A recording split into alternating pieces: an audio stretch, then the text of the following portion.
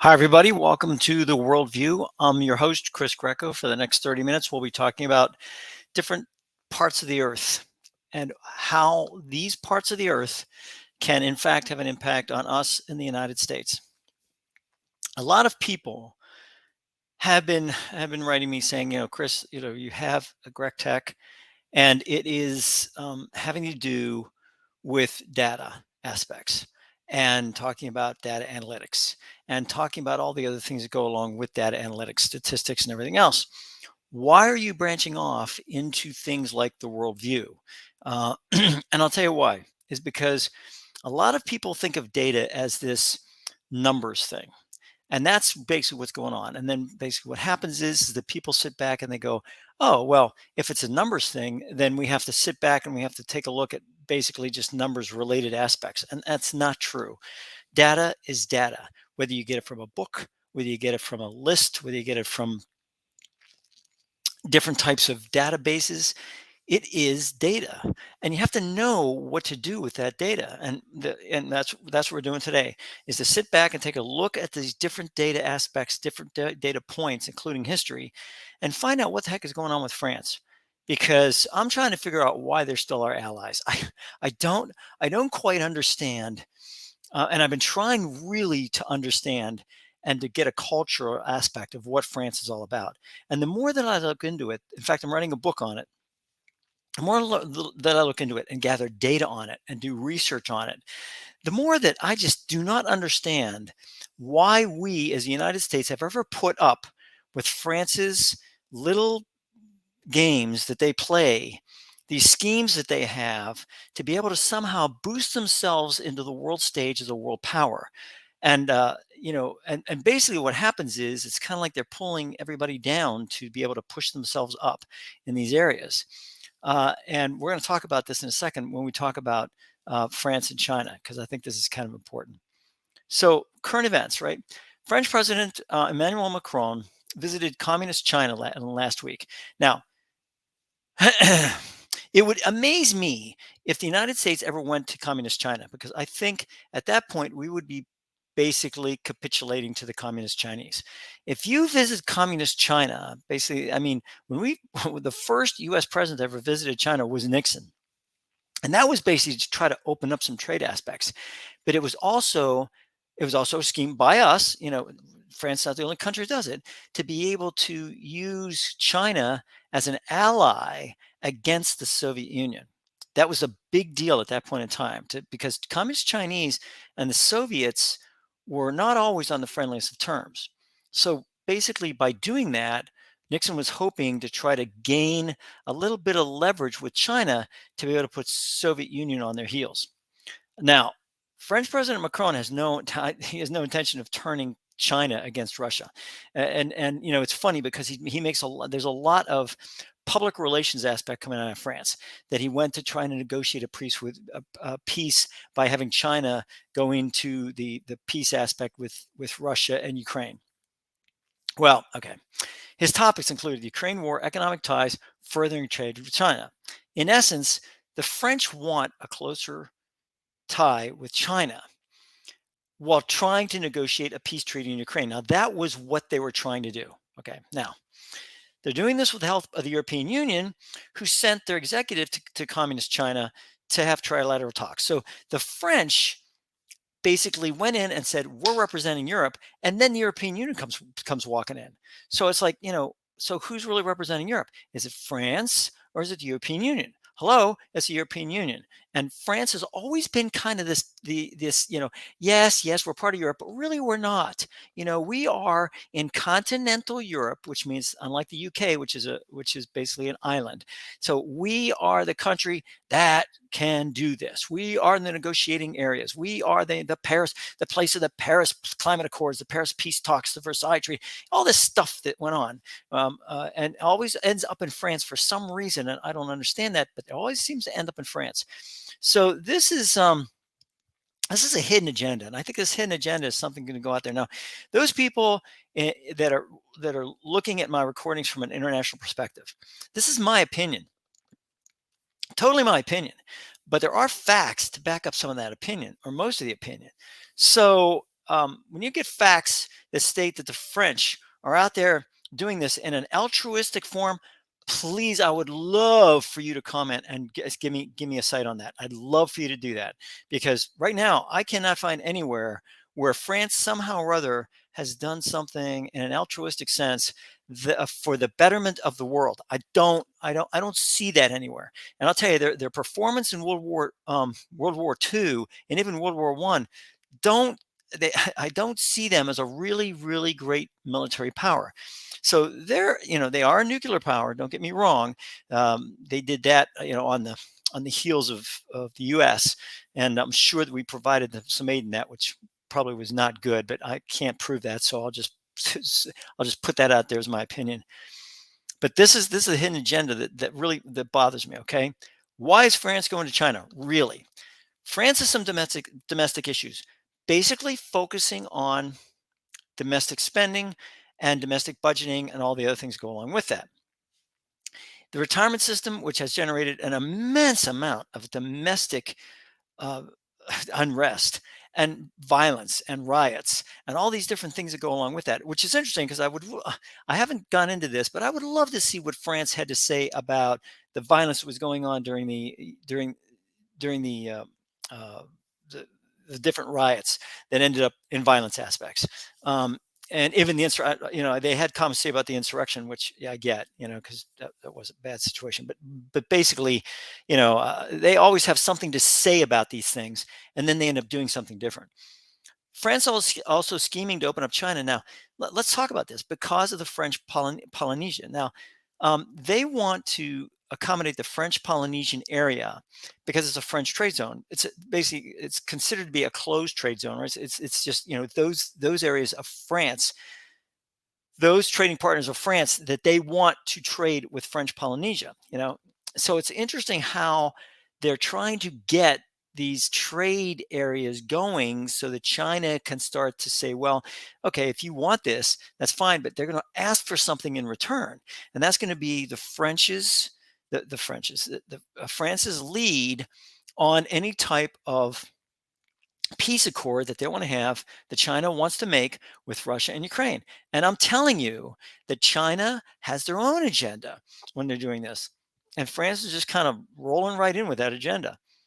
Now, France, in my opinion, wants to be part of an growing economic zone with China. Not just for French Polynesia, but also as a growing. They've gone to Africa so far. They have partnered with China. France has partnered with China for an oil pipeline from Uganda through Tanzania. This is not something I'm making up. Look it up. This is a lot of money that they're putting in with China as a joint venture to make this pipeline. You think that somehow or other they're doing this just out of the goodness of their hearts? They're doing it so they can get energy. I'll talk about that in a little bit. So the Shanghai Cooperation Organization, which I think I've talked about almost every show here for the last 4 or 5 shows. This SCO is something that's just coming out and beating us about the head and shoulders. I do not understand why the United States, that the SCO is also basically sanctioned by the UN. It mentions it in the Council of Foreign Relations, CFR. I mean, this is really scary stuff. And France is going there because I believe, my opinion, but opinion based on knowledge, experience, data gathering, and everything else that I've done, that France is going to try to get into the SCO. If they do that, then basically that's going to be a NATO country other than Turkey, second NATO country, that's going to try to get into the SCO. This is a real problem, folks. Because basically what they're trying to do, the Chinese, is they're trying to horn in on the US dollar as a strong area. They're saying, hey, look, if you want our stuff, you're going to have to pay in Chinese. You have to pay in Chinese currency. All of a sudden, Chinese currency is going to come up. The US is going to come down. Watch. It'll happen. The membership of the Shanghai Cooperation Organization includes major oil producers. Ladies and gentlemen, Saudi Arabia and Iran both are going to be members of the SCO. They've already applied for membership. So let's talk about this for a second. There are 2 major oil producers of OPEC. They are going to be part of that. China wants oil. They're going to be able to get it. If anybody else wants oil, they're going to have to deal with the SCO. I mean, this is a lot of domestic needs and leverage that they can use. And China is loving this. They're just, they're just having a good time with this thing. So what does history say about all this? First, and this is in my book, since the end of World War II and Charles de Gaulle, since the end of World War II, France has wanted to be a power in Europe. They have wanted to be this great negotiator, between all the powers of Europe to be able to do what they need to do and have France right at the center of that whole thing, as this power broker that they want to do. Again, I'm not talking out my butt here. This is facts I've looked up, and again, you can see it in my book. I have had a couple of titles in my mind about this book. Some of them are not very friendly to France, which I'm trying to figure out. Should I be nice, or should I just say what I feel? I may just say what I feel and let the French, come at me or whatever. I doubt very much they can sue me, but it'll be an interesting read nonetheless.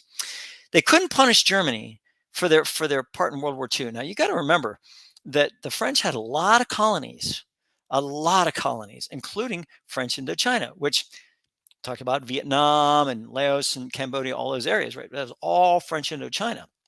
So what happened is that at one point Truman came in right after World War II and said, look, all these colonies should have a chance to be able to be independent.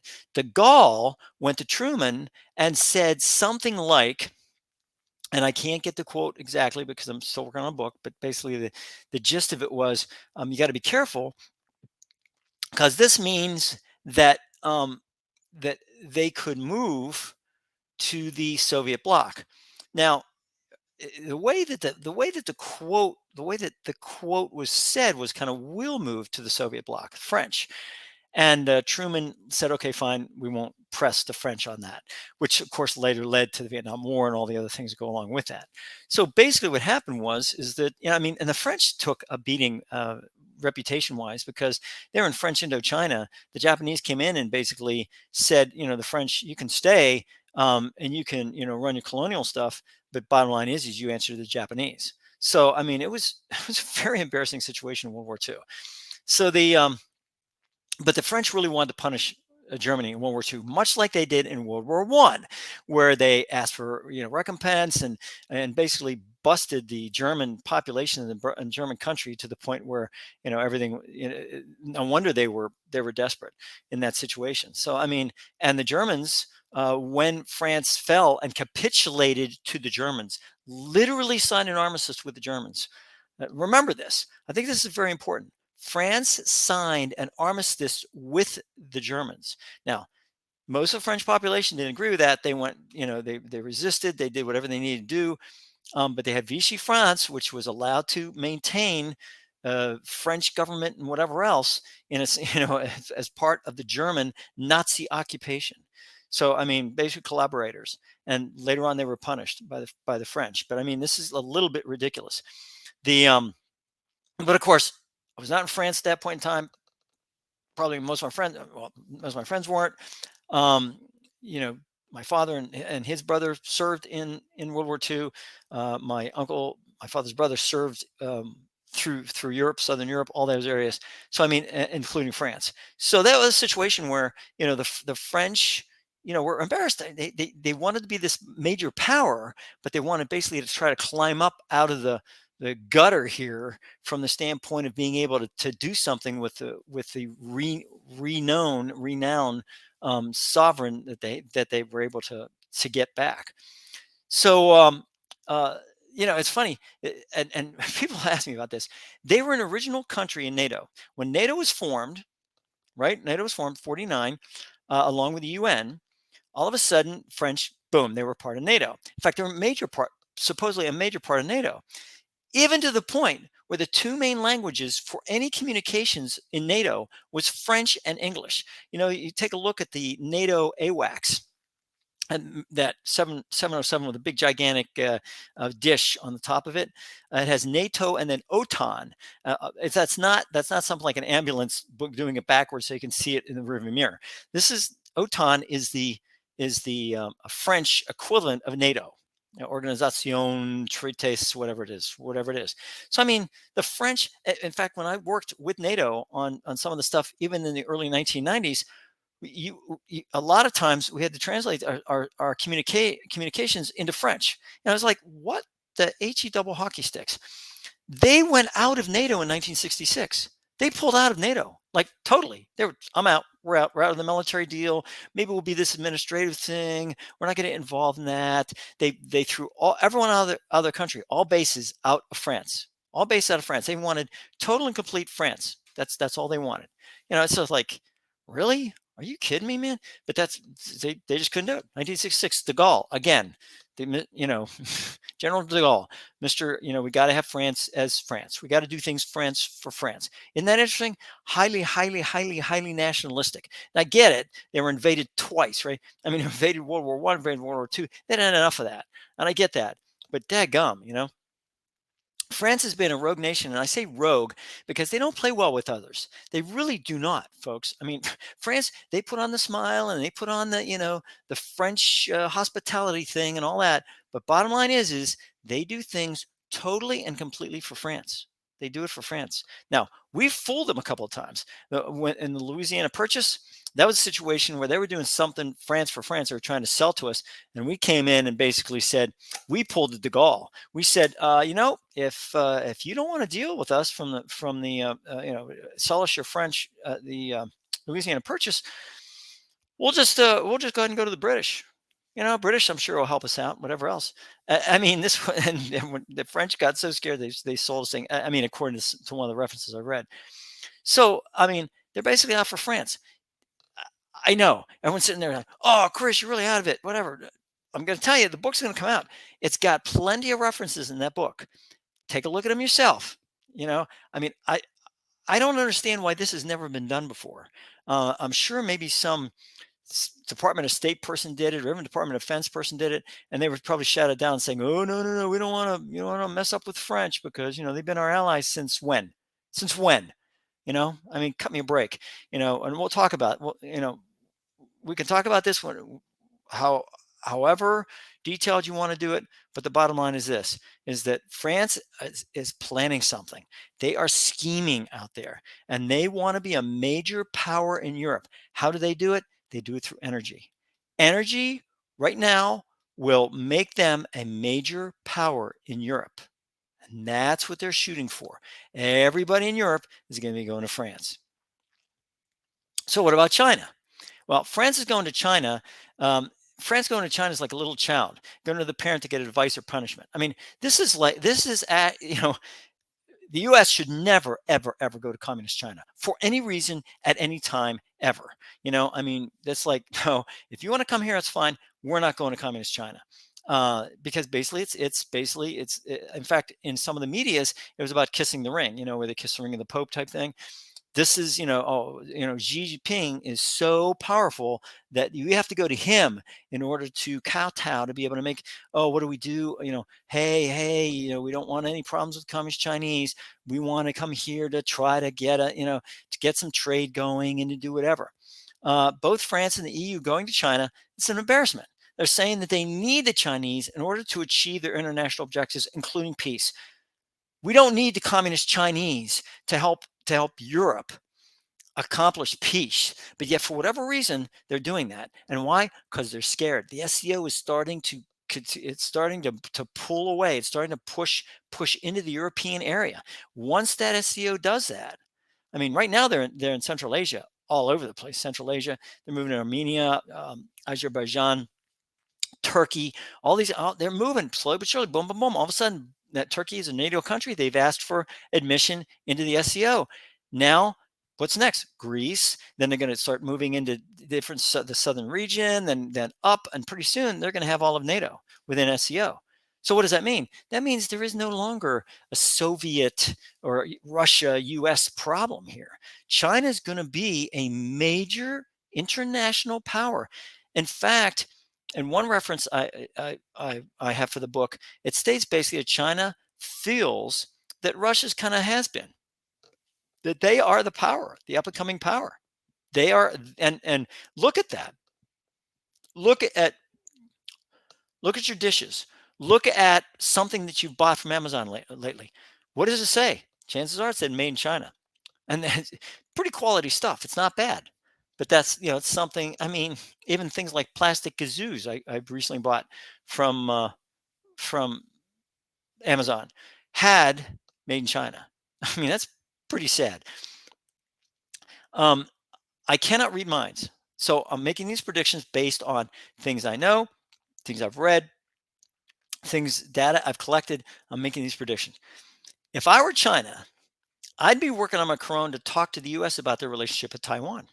I'd be talking to Macron and say, hey, we'd love to help you out with energy, whatever else, blah, blah, but we have this Taiwan, and Taiwan's sitting out there, and we want you to talk to the US about that. We want you to talk to the US about the relationship with Taiwan, and make sure that they're not giving them too much aid. And if you do that, then we can talk about different aspects. Because you have the US ear, which really Macron, I hope to goodness gracious he does not have our ear, but I mean, that could in fact happen. I'd be offering Macron, if I were China, a seat at the SEO table, and economic security that comes with that seat. I'd sit there and look at the ones we're asking. We're asking people from oil producing countries to come in. We're taking people, we're bringing in people. Russia's coming in. What we're trying to do is maybe have a situation where we can, talk about economic stability, because China would love to have an SCO bank that would have all the funds from all the countries, all the funds from all the countries. Now, all of a sudden, now they have complete and total economic stranglehold on every single one of those countries. So I'd be saying to Macron that the US dollar is failing, right? And to accept the Chinese currency because that's the up and coming currency. That's what I would do. I mean, hey, let's talk about this, Emmanuel. So let me talk about this. When the UN was first formed in 1949, China was accepted into the organization, Communist China. When they arrived, the Chinese were seated while the Soviet Union walked out. This is history. This is not something, I don't know if it was 49, it was 50, whatever it was.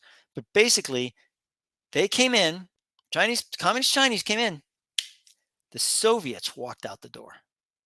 Yet, during Korea, the Soviets were giving Chinese military aid. You don't think that Russia is not telling the Chinese at this point, hey, if we wouldn't have given you those arms, you would have never been able to take North Korea. Never. And that's actually true. I mean, they had a lot of people, but that was about it. So look at what a difference 70 years makes, right? Suddenly Russia is part of the organization that Communist China heads, the SCO. So people need to read history to understand that the Chinese want to be a major power, casting a shadow over the US and Russia. They've always been number 3. They want to be number 1. It is the Chinese making headway in Africa, South America, all the different continents that are available, Central Asia, all these areas. I mean, they have India in both the SCO and in BRICS, right? Brazil, Russia, India, China, South Africa, BRICS, BRICS. So I mean, this is really scary stuff. India and Pakistan are in the SCO, by the way. I mean, sworn enemies, so to speak, but they're gonna. So what should the U.S. do? First, the U.S. should go to France, or better yet, have them come to the U.S. They want to come to get some advice. Come to the United States again. Only this time, if they say one word about the Inflation Reduction Act, which I'm not saying I agree with, but they started saying, well, this is really a problem because it affects the French. Yeah, something? The whole Inflation Reduction Act, the whole reason for that was to try to gain a handle on our ability to do the trade and everything else that we have to make sure that we have that. We have that with the partnership of other countries. It should be clear. It should be made clear to Macron that Macron does not represent Europe or the US in their dealings with the Chinese ever. France never represents the United States in any situation. And if they go in there thinking that they represent NATO, wrong answer too. And never. As you may have made clear, any further unilateral concerns with the Chinese will be treated as wanting to pursue an international avenue not aligned with NATO. Not aligned with NATO. As a matter of fact, interestingly enough, the last NATO summit, they talked about China as being the number 1 threat. And France is going to China? Again, this stuff is really hard for me to get. It's almost comical, dark comedy in nature. Warn France that unless they have written concurrence from both NATO and the EU, they cannot represent themselves as representing Europe or NATO ever. They want to go in and represent France? Have at it. And by the way, tell the EU chief executive, don't go to China. They can come. They can go. They can go over to Brussels or wherever they want to go. But we don't go to China anymore. Going there, I think, was a problem. Predictions. Totally mine, totally my opinion. Within the next year, France will ask for admission to the SCO. I cannot guarantee that, but I'll tell you something. The way Macron is working, he is reaching out to a lot of different countries and a lot of different continents. France will continue to work with China on oil extractions like the one in Uganda. They're going to have others. They're going to have others. The other ones might not be so outwardly projected. France will have an energy source and seek to make that energy source available for a price to other European nations. That's what they're trying to do. It's not just for domestic use, it's for selling it. They want to sell it. They want to make revenue. Why? Because people are going up in arms because guess what? That France cannot pay retirees, in the next whatever it is, 10 years.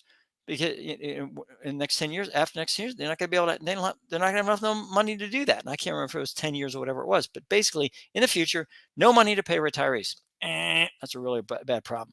France will come to concur with China on their Ukrainian peace plan, which includes Ukraine giving up the territory they've won.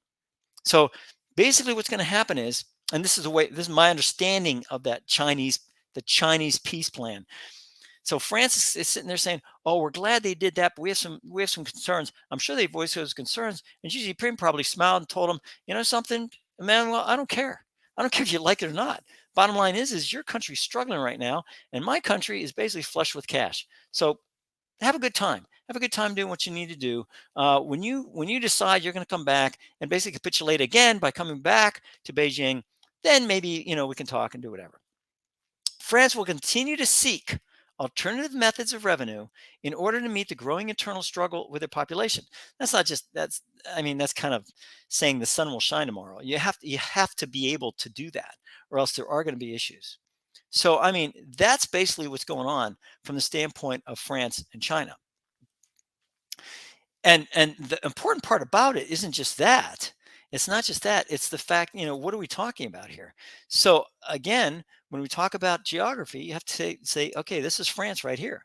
Okay. France is certainly not in the center of Europe, but it is in the continent, and it does border many countries that are a part of NATO and a part of the European Union, and that is important. But in addition to that, they also are talking about the Pacific, which is interestingly enough, when you talk about French Polynesia, right?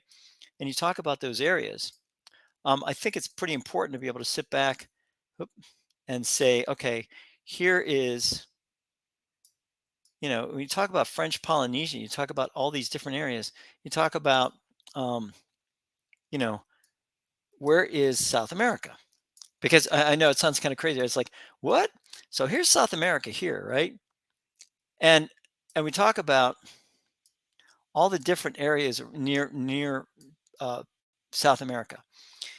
But the one area that is really interesting is actually what they call French Polynesia. And French Polynesia, and I'm going to get this here for you, folks, if I have to look for the entire gosh darn continent here. French Polynesia is somewhere right in here. So that's Hawaii, Johnson Atoll, which is a big deal for NASA, and Northern Mariana Islands and Guam. But right in this area is French Polynesia. And it's very, very important to be able to understand where French Polynesia is, if I can find it. Matter of fact, let's just do this. I'm going to just do tools, but I'll tell you what, let's search for French. If I like this, French Polynesia, I've looked for before, doggone. And then we'll just hit it. So this is where French Polynesia is. So you can see it's way over the other area here. And there's French Polynesia. So Bora Bora. So there's French Polynesia right here, right? It doesn't look like it's all that close, but look at it's close to, it's got some distance, but South America and China. So what they're trying to do here is they're really trying to figure out, what it is that they're trying to do with French Polynesia, because as you can see, it's out in the gosh darn middle of nowhere, you know. So because of that, they really have to they really have to make sure that they take care of these people because it's basically owned by France.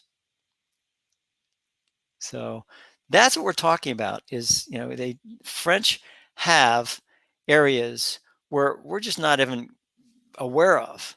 I mean, it's not that we're not aware of, but like me, it's kind of like, where's French Polynesia? You have to take a look at it and you have to say, okay, this is where it is in relationship to whatever. So that's what we're talking about. So without further ado, and certainly without further boring people, um, uh, I'm going to go ahead and sign off for the worldview.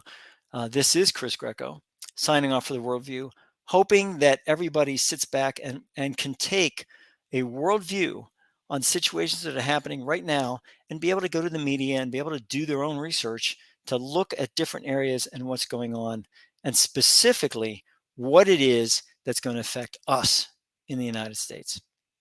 Take care.